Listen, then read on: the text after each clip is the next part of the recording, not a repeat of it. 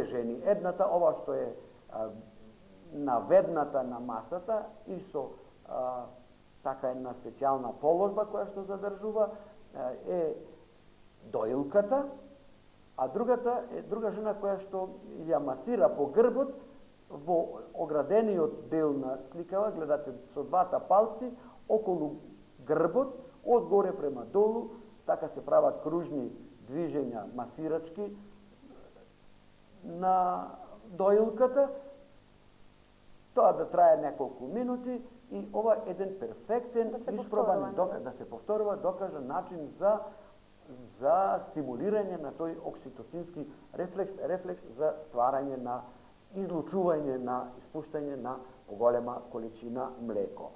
И сега, спротивно на тоа пак, ако мајката има поголема количина на млеко, па сме дошли до ситуација на полни и преполни дојки, еве овде на овие две-три фотографии гледаме мајката прво, еве, откако ја надразна брадавката и сега со мануелно, значи со рака, се обидува и третиот дел, така, се обидува и го измолзува млекото, известна количина, додека дојките да омекнат и од омекната дојка детето ќе може многу полесно да цица и да се воспостави тој дел, тој акт. Сега понатаму има, да кажеме, еве еден шприц, специјален, ние во минатата емисија кажавме како да се импровизира шприц, пластичен за измолзување, но овде ова е специјален, да, индустријски подготвен, со клип кој што ствара вакуум и ја празни дојката. Молам понатаму. Еве овде е методата на топло шише. Имаме едно топло стаклено шише, во тенџерето имаме топла вода, се сипа водата во тенџерето, следниот.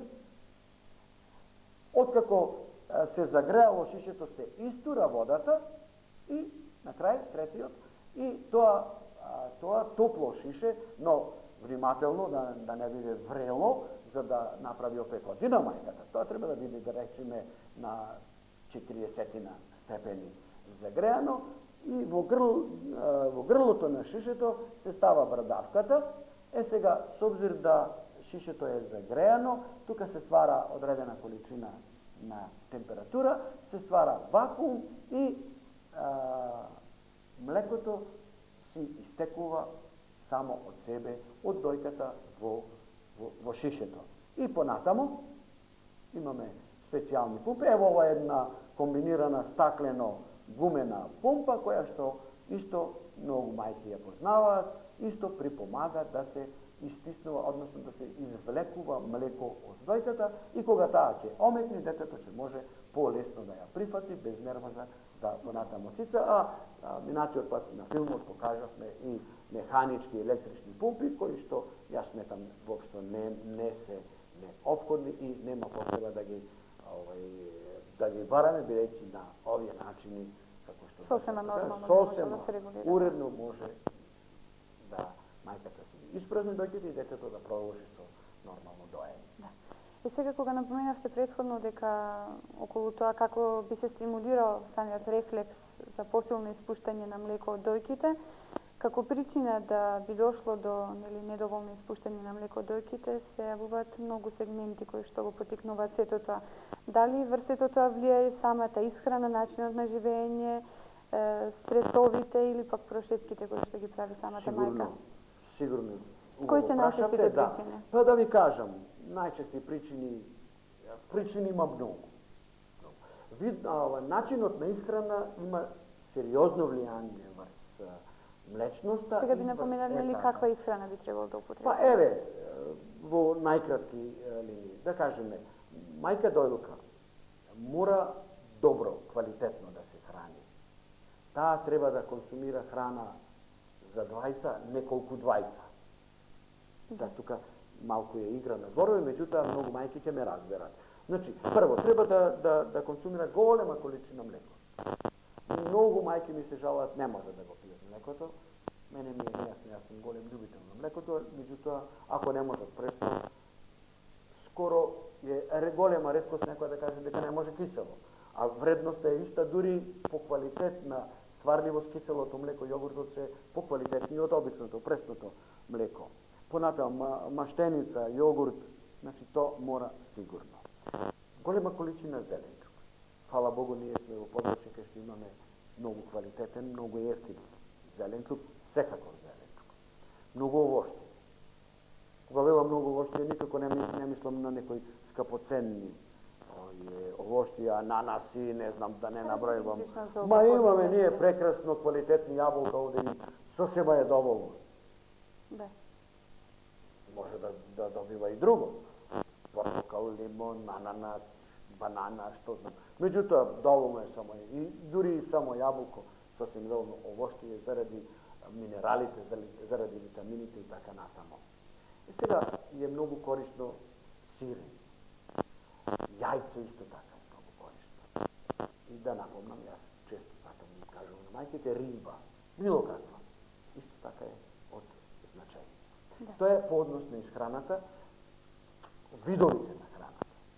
А редовноста во исхраната, редовноста е исто така од особено големо значење. Ние имавме некои прашање минатиот пат, некои видови храна стварат одредени проблеми кај детето. Да, токму тоа малку разговаравме. Значи, тоа мајката сама ќе треба да открие. Априори не можеме ни една храна да ја извиниме. Во принцип, рековме, мешункастите зеленчуци може да стварат гасови. Меѓутоа, мајката ќе треба сама да открие графли, грашокли, зелка. Индивидуално, значи. Да, ќе треба, тоа е многу индивидуално и ќе треба мајката сама да открие и таа храна, тој вид на храна да ја избегнува. Стресните ситуации сигурно дека негативно влијаат. Нервозните ситуации сигурно дека спротивно на тоа убавите случувања во животот позитивно влијаат.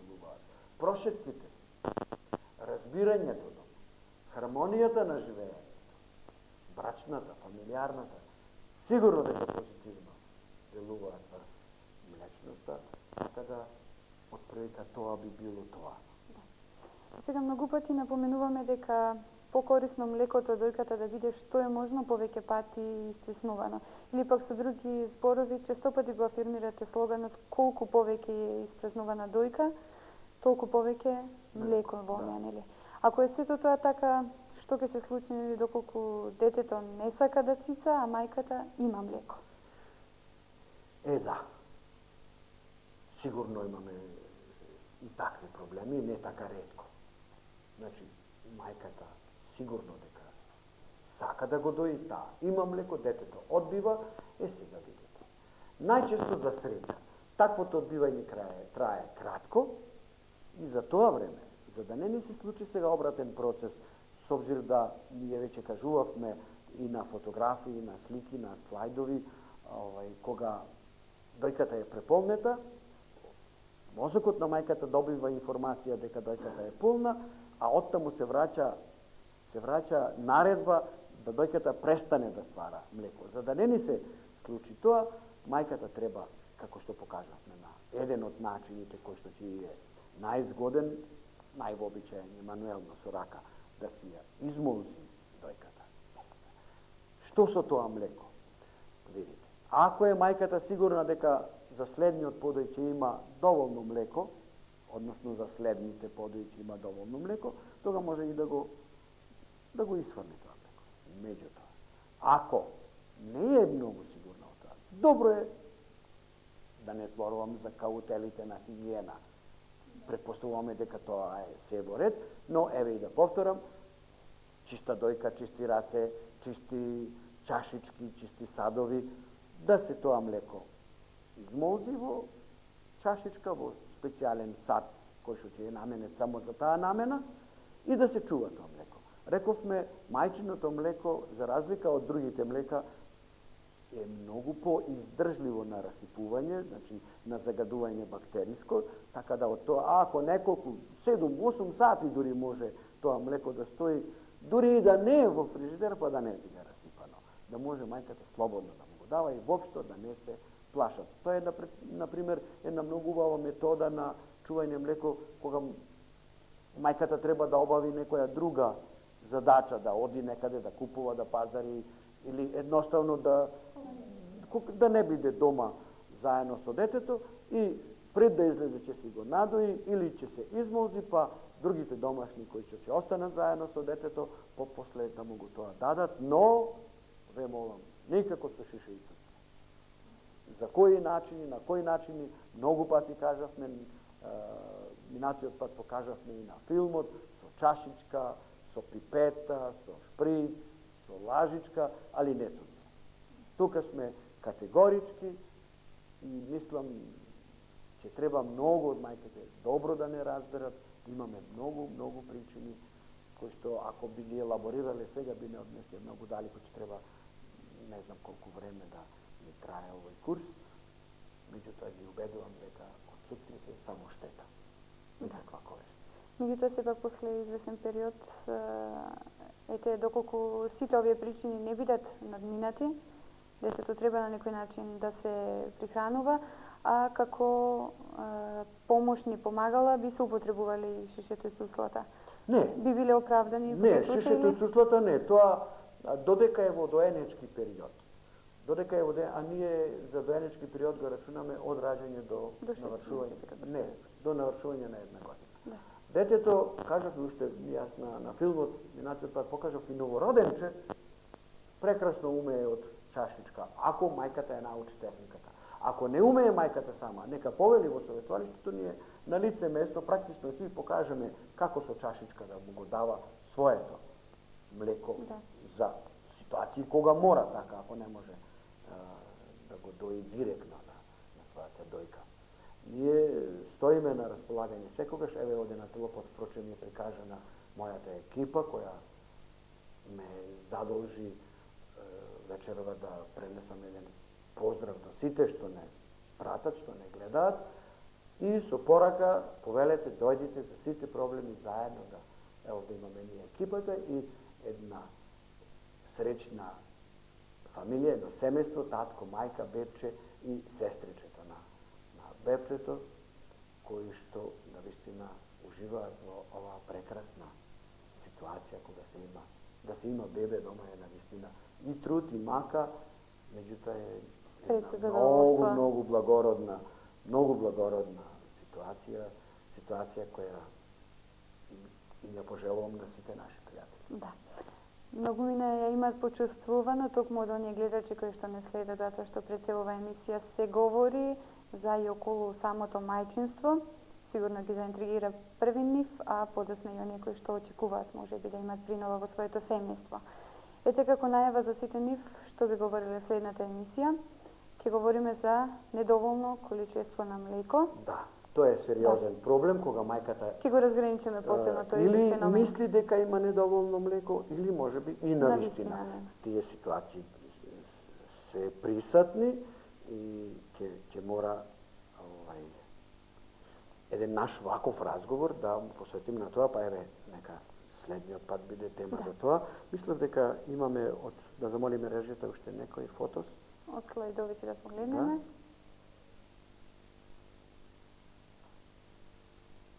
Еве, видите, колку е ова убаво да се види во Сечи дом. И ја на вистина на сите наши гледачи им пожелувам една ваква прекрасна гледка. Да.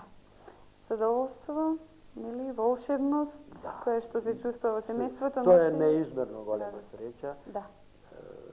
Среќа која што може само да се почувствува, никако да се опише. Сметам дури ни најголемите поети, она што за жал јас не сум, не можат на вистински начин да го опишат. Тоа треба само да се почувствува. Затоа всушност е еден од нашите слайдови во претходните емисии на кој што стои мајка која што го има во својата преградка своето дете и пишува ние двајцата целиот свет. Да, ние двајца цел свет. Да. Всушност тоа е самата големина и енормност на мајчинството. Јас ви благодарам, докторе, за сето на што вечерва го проговоривте во нашата емисија. Повторна средба вам пред телевизиските екрани ви закажувам за во недела во 21 часот и 30 на минути некаде околу. Да бидеме повторно дел од диапазонот, кога наш гостин ќе биде повторно специјалист педијатар Климентија Матовски. Пријатна ноќ и пријатна вечер со програмата на телевизија АТВ.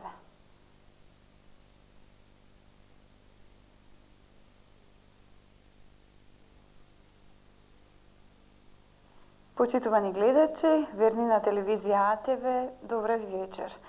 Добра вечер на сите оние кои што ете после овие празнични бури кои што следија во овие изминати денови, како нели затишје на сето она што беше празнување и сето она што имавте можност да го пружите на себе си како задоволство.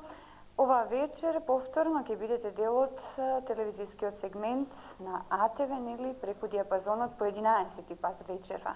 Како наш соговорник повторно доктор специјалист педијатар Климентије Матовски. Докторе, добра ви вечер и добре дојдовте во емисијата. Добра вечер вам, добра вечер на сите. Еве јас малку закаснето да им честитам првомајските празници на сите што не гледаат и да им честитам на сите спортски расположени македонци победата вечерва на ракомет, нашата ракометна женска репрезентација. Ете, може би тоа беше причината што малку го поместивме терминот на диапазонот.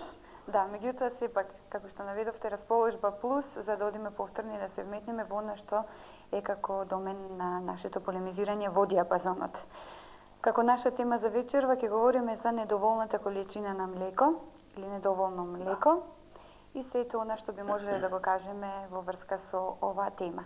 И сега на самиот почеток, сигурно интересно би било да кажеме за оние знаци или симптоми кои што укажуваат на фактот дека една мајка нема доволно млеко. Кои би биле тие знаци првично? Да, па ево како вовет да се навратам, еве ова е насловот, недоволно млеко, само како наслов, за да се каже дали мајката навистина има недоволно млеко или може би мисли дека има недоволно млеко, дали има привидно недоволно млеко или има реално недоволно млеко, со многу кратки напомени сакам да навратам на се она што досега кажувавме. Никако не смее да се оди априори веднаш на тоа да се тврди, нити мајката да мисли дека е нејзиното дете загрозено заради недостаток на млеко, нити пак оној кој што ќе советува на мајката. Да не го преувеличува, нели тоа факт? Да, не да не го преувеличува, сигурно да не го преувеличува, меѓутоа да се приде многу трезвено врз проблемот, да не се направи обратна друга грешка, да се појде во нешто што ќе значи можеби непотребно одбивање на детето. Значи, за тоа треба многу трезвено, многу студиозно да се приде кон проблемот, да се прати, тоа е процес. Не може едноставно денес немам доволно млеко. Може би денес немам доволно млеко. Навистина, мајката, може би за една недела нема млеко.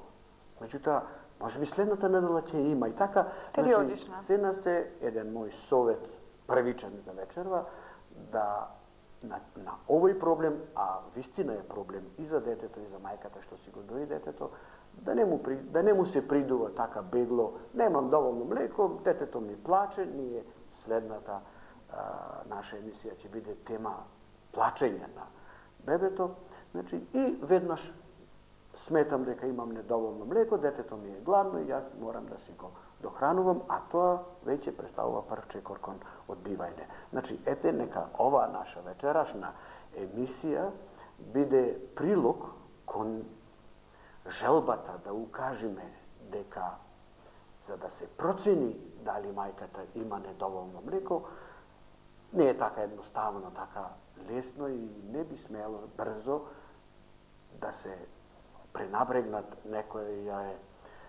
некои моменти за кои што ќе се обидиме вечерва да укажеме, ами да се појде со едно многу трезвено приоѓање. Систематски приоѓање, да. И сега, кои би биле можните причини кои што би можеле да доведат? Претходниот телоп, јас би се вратил, би молел од режијата. Еве, неколку сигурни знаци, кои што сигурно укажуваат на проблемот, дека веќе е проблем, дека нешто се случува и дека мајката нема доволно млеко. Како прво, слабо напредување во тежина. Но ве молам да запомнат сите што не пратат. Слабо напредување во тежина никако не може да се процени, да се просуди само од еден или два прегледи на бебето, од едно или две мерења. Тоа мора да биде процес. Јас повеќе пати низ овие наши разговори напоменав дека напредувањето на детето во тежина, односно должина, односно другите параметри што ги мериме ние во нашата пракса, треба да бидат процес подолго траен и да после неколку последователни мерења се донесе заклучок дали тоа дете стагнира и така натаму. Овде морам да кажам дека ние препорачуваме толерирање. Доколку детето не добива во тежина, а губи, тоа е сигурно алармна состојба во која што мора да се интервенира со додаток на храна. Меѓутоа, ако стои на една иста тежина, тогаш не мора да значи никаков аларм се уште. Чекаме дури месец, некогаш и два. Што подолго време, значи, секако да детето биде следено од искусен стручњак, педијатар, но да не се премногу тоа прејудицира и да се прават алармни состојби од тоа. Понатамо, ако детето кое што се дои има мала количина на концентрирана жолта мочка. Значи, веднаш да повториме, дете кое што обилно цица, обилно мочка. А обратно, дете кое што нема доволно млеко, тоа помалку бројчано, има помал број на уринирања, да речемете, на мочање през 24 сати и на пелените секогаш мајката ќе може да забележи дека нешто не е вред, пелената е многу жолто обоена, не е така тешка, нема толку голема количина на мочка и така натамо. Значи, колку повеќе детето цица, толку повеќе мочка и обратно. И тоа е еден од сигурните знаци, така, дали детето добива доволно или не доволна количина на млеко. Молам понатамо следниот слайд. Сега, вие веднаш ме прашавте за можни причини. Има многу причини има. Не би имал време јас вечерва сите да ги овде напомнам, да ги елаборирам, но еве неколку кои што ќе ги вака подвлечеме, да кажеме. Бебето не е задоволно после подојот. Мајката секогаш доаѓа и кажува: докторе, јас имам проблем со тоа што бебето, откако го исцицало сето млеко кое што му го пружаат моите дојки, тоа бара уште, не е задоволно, плаче и така натаму, значи дека тука веќе нешто се случува. Детето многу често плаче, а плаче затоа што е гладно. Јас некаде во почетокот на нашите разговори напомнав дека кај бебињата, особено во помалата доенечка возраст, на месец, 2, 3, 4, нема диференцирани комплетни осети, чувства. Да кажеме, кај него едно исто чувство е за глад и за жед. Да. Кога е жедно, тоа е и гладно. Подеднакво манифестирано. Да. Практички еднакво ги манифестира симптомите, а науката се уште не открила два различни центри во мозокот, ами тоа е еден за глад и да жед. А кога е гладно и жедно, тоа чувствува и болка во неговиот храноварен систем и заради тоа детето плаче. Понатамо, с обзир да е често гладно, тоа често бара да цица, многу почесто отколку што би било вообичаено и колку што мајката има да му пружи.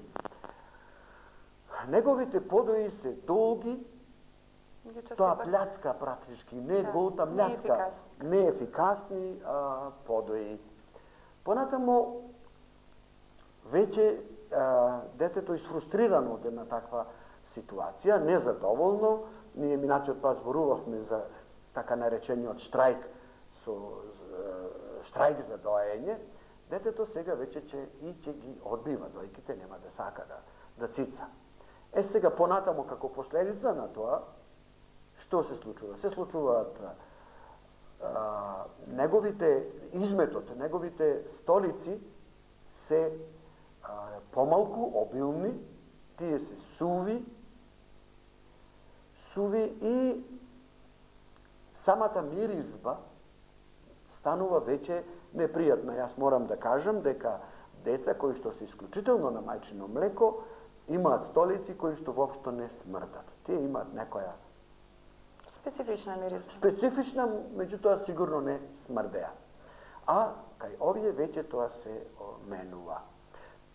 Мајката при обид да провери дали после доењето на вистина ја испразнила комплетно дојката, ако се обиде да ја измолзи, тогаш ќе види дека нема што да измолзи, значи дојката има помалку млеко. Понатамо на телопот можеме да видиме дека тие дојките во тек на самата лактација, на доењето, пред подој и после подој ги немаат оние вообичаени промени, да кажеме топлината, оној венски шар, шарка венска што ја прикажувавме, цртежот венски, па големината, па тежината, набрекнатоста, тоа веќе тука кај таа мајка не е сосема изгубено, меѓутоа е многу. Обично мајките кои што имаат подолги вакви периоди на недоволно млеко, укажуваат на тоа дека нивните дојки уште за време на бременоста не ги претрпиле оние хормонски промени кои што се неопходни да се случуваат кај мајка која се подготвува за пород и конечно млеко од подој до подој не надоаѓа. Има уште голем број од овие фактори што може да се набројат овде, меѓутоа овие неколку се најбитните. Да. Сега дали би можело да се случи да мајката има доволна количина млеко, а детето сепак да не добива во себе си недоволна количина млеко? Или пак би ве прашала како да се знае дали бебето добива доволно или недоволно количество млеко? Прашање, тоа е многу битно. Тоа е заправо одговорот на ова ваше прашање ќе го оправда она што јас во почетокот го кажав, значи не веднаш да се оди, детето не добива во тежина, плаче и сите овие работи што ги напомнавме и веднаш да се заклучи дека е причината таа. Ќе се прво треба лекарот што го води детето да ги исклучи сите можни други причини за ненапредување на детето, за плачење, за неспиење, за вознемиреност и така натаму, пред се болестите, најразлични болести, можат најчесто да бидат причини, да кажеме, ако го боли уво, тоа и навистина не може да цица. Ако не цица кај мајката ќе намали млекото, значи тоа е секогаш, тоа се голем број на меѓусебно многу зависни фактори. Затоа не треба да се оди бегло. Но, сепак, еве веднаш да и директен одговор дадам на вашето прашање. Вистина е тоа, ако детето не добива доволно млеко, дека нема да напредува. Кои се причините и што треба да се превземе? Молам следниот слајд од режијата. Вака сега викаме, како да се знае дали бебето добива доволно или недоволно млеко. Тоа е со сините букви и одговорот е, ете, веднаш долу со црвените букви. Прво, значи, пратење на добивањето во тежина на детето, но не со едно мерење. И сега, ако еднаш го мериме и мајката и ние од нашите податоци имаме, да кажеме, предходниот месец бебето имало, сега земам пример, 5 кг и сега има 5 кг и 100 грама, а требало да има 5 кг и 600 грама и веќе дигаме паника. Не е тоа така, тоа не сме така. Значи, мерењето мора да бидат мерењата. Мерењата мора да бидат систематски, повторувани. Јас на ваквите мајки задолжително им велам, дојдите после една недела, дојдите уште после една недела, па дојдите за еден месец и тек тога, после еден месец, месец и пол пратење, кој ќе има повеќе. така кој ќе се имаат повеќе, може би во меѓувреме ќе откриеме и некое заболува и некое што било на повидок или поминало, дете кое што имало, да кажеме, повраќања, проливи, температури, многу нормално дека изгубило на тежина, дехидрирало, изгубило на тежила во тие денови помалку и сакало да јаде. Значи, точно друга е причината, не е причината во мајката. Така, понатамо. Сега видите, второјот дел е пратење на картата на растењето. Значи, треба да... Ние познаваме осцилации во растот, денски, неделни, месечни и сезонски. Ве молам, да кажеме, не добиваат во тежина децата еднакво во прелет, исти врстници, во пролет и во есен. Зима и лето.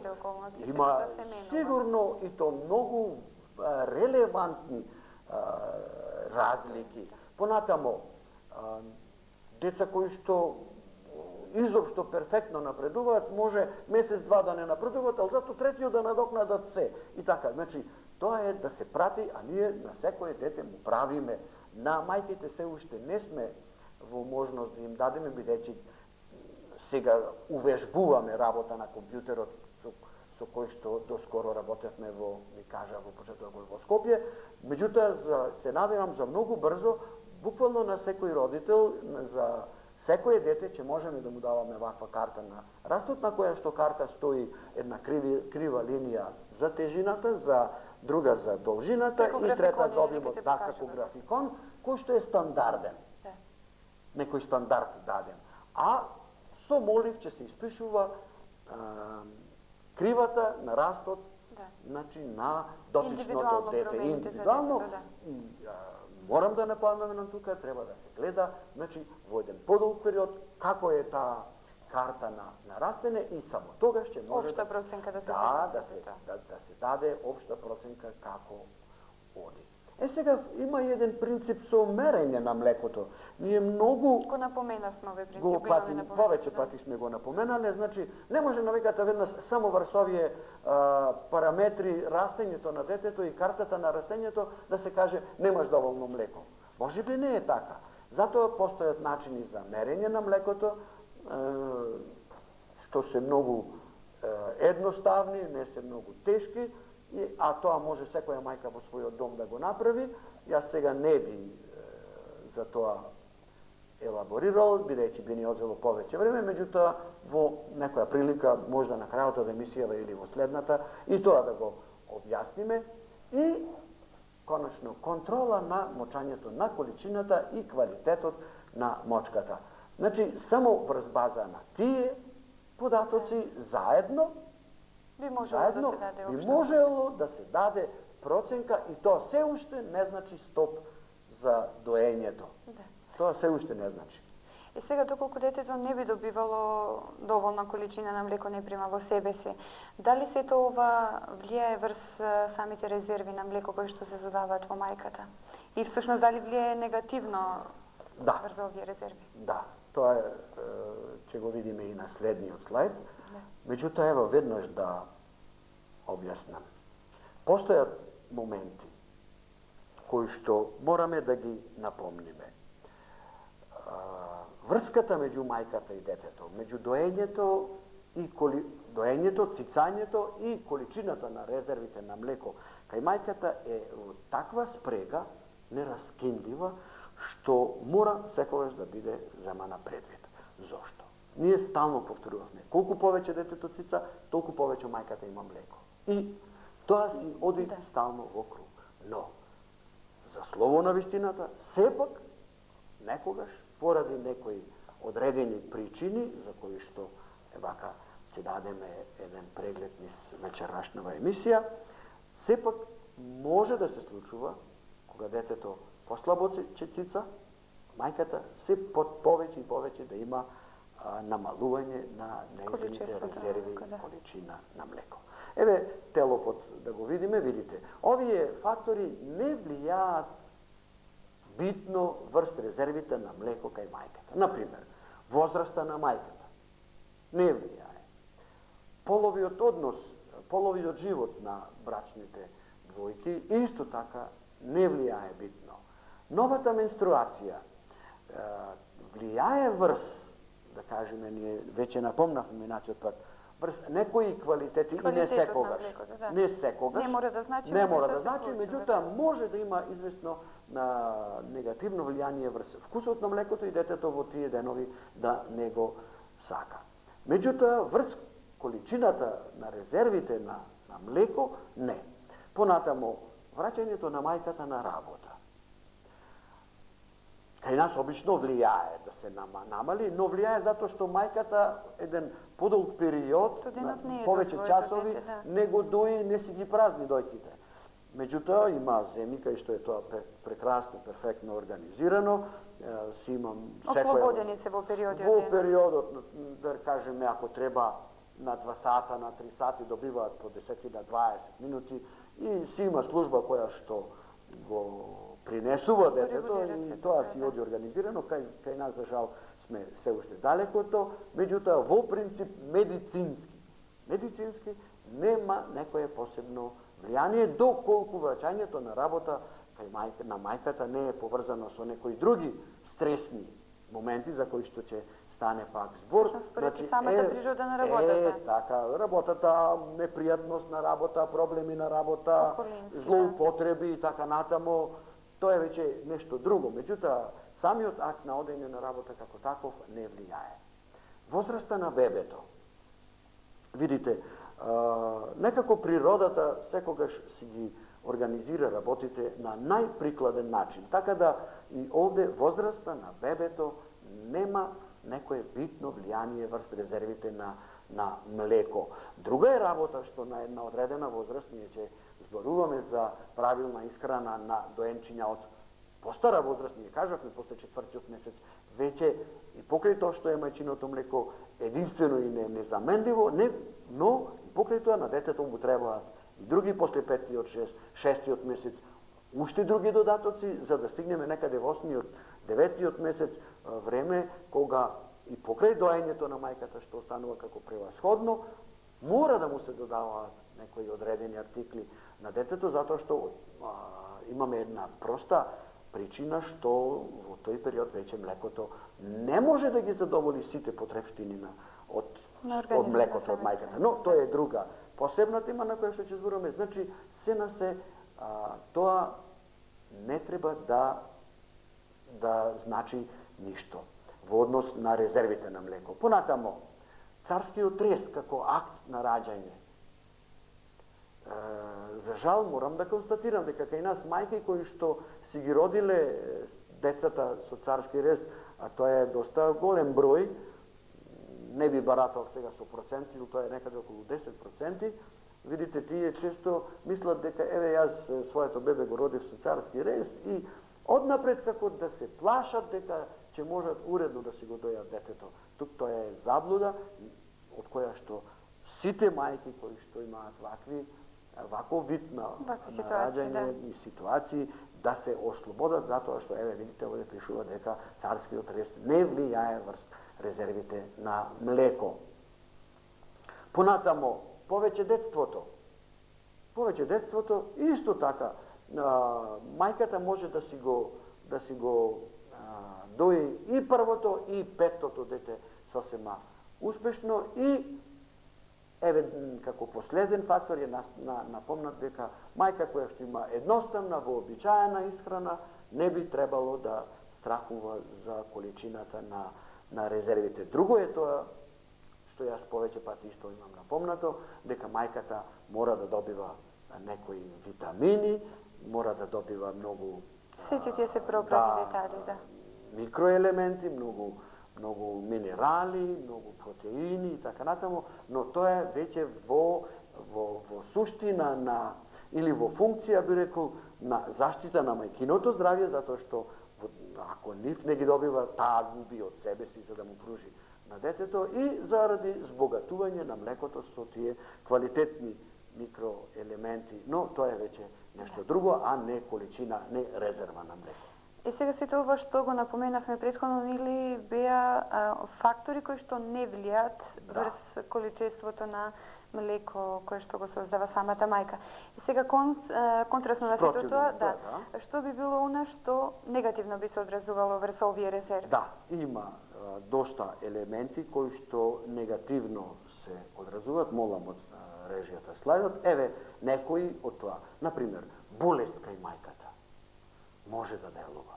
Стресни ситуации особено многу. Проблеми во бракот, проблеми изопшто, општо човечки и така натаму. Значи, тоа е воопштено со изразот стресна состојба, може многу негативно да делува. Лошото расположение кај мајката исто така може да делува многу негативно врз количината на млеко. Понатамо пресилни емоции, особено негативни, она што викаме ние негативната енергија, никогаш не може да даде позитивни резултати. Исто така може значително да ја намали резервата на млеко. Неуреден живот. Што сакаме да кажеме? Да, секако. Што сакаме да кажеме со неуреден живот? Ние многу пати напомнавме, мајката мора биде мотивирана за доење, емотивно силно поврзана со своето чедо, понатамо да биде смирена, да биде сталожена, одморена, да има прошетки, да има исправно полово живење, да има исправно фамилијарно живење, да едноставно да се чувствува пријатно со своето дете и своето семејство, затоа што сето тоа влијае. Неуредно доење исто така, ако мајката од било кои причини, да не ги напомнувам, тоа би бил цел еден список, од било која причина, ако неуредно си го дои, неуредно во смисла на временски термини, како што рекавме, секогаш кога ќе посака детето, неуредно во смисол на неисправно приоѓање кон детето, неисправна положба на детето, неисправно прифаќање на дојката и така натаму, во сето тој неиспразнување доволно на дојката, сето тоа влегува во ова категорија неуредно доење. Немајне поддршка од фамилијата, од околината за доењето, лоша техника при доењето, ние за техниката многу зборувавме, не би сакал да многу често се повторувам, сето тоа влијае многу негативно врз резервите на млеко. Ете, на некој начин дадовме како вовет во сето ова, наречено со еден наслов како недоволно количество на млеко. Во овој момент би ги поканила нашите гледачи, доколку има прашање, да го постават на нашиот студиски телефон 71886, на кое што прашање ќе дадеме подоцна и одговор.